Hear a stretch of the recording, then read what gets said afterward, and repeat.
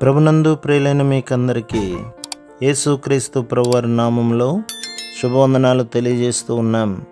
దైవజనుడు బ్రదర్ భక్త సింగ్ గారి పరిచర్యలో నుండి దైవ మర్మములు. ఏప్రిల్ 8. మేఘము సాక్ష్యపు గుడారంలోని మందిరమును కమ్మెను.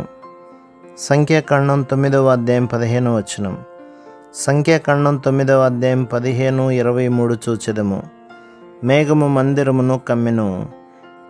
దేవుడు తన పరిపూర్ణ మహిమతో వారి మధ్య నుండి ననుటకు ఇది 2వ నిదర్శనము. గుడారముపై నిలిచిన మేఘము పైననే వారి దృష్టి ఎల్లప్పుడూ నిలిచి ఉండెను. ఆ మేఘము ఉదయమో లేక మధ్యాహ్నమో, సాయంత్రమో లేక మధ్యరాత్రియో ఎప్పుడు పైకెత్తబడినప్పటికీ వారు కదలి వెళ్ళుటకు సిద్ధపడిరి.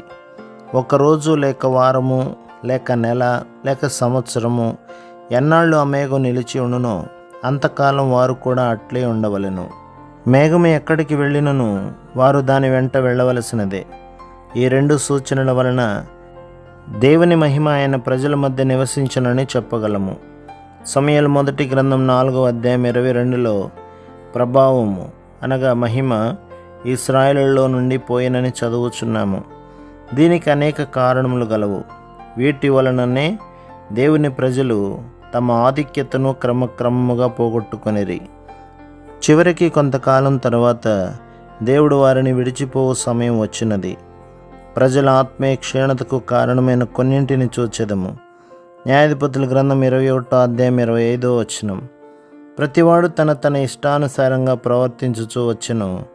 ఇదే వారి పతనమునకు గొడ్డుబారిన తనమునకు కారణము. సమూయేలు మొదటి గ్రంథం 2వ అధ్యాయం 12, 17లలో పతనమునకు మరి ఒక కారణమును చూచుచున్నాము.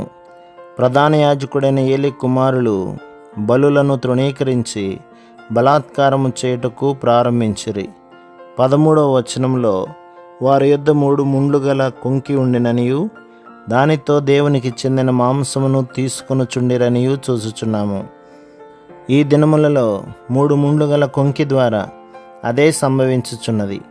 1 ధనాశ, 2 అధికారముపై ఆశ, 3 పేరు పొందవలనను ఆశ.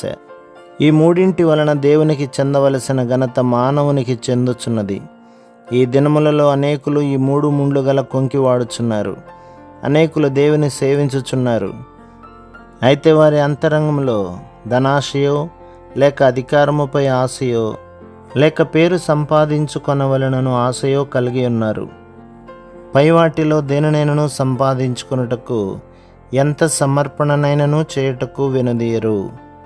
ప్రభు మిమ్మును, మీ కుటుంబమును, మీ సంఘమును దీవించి ఆశీర్వదించునుగాక. ఆమెన్.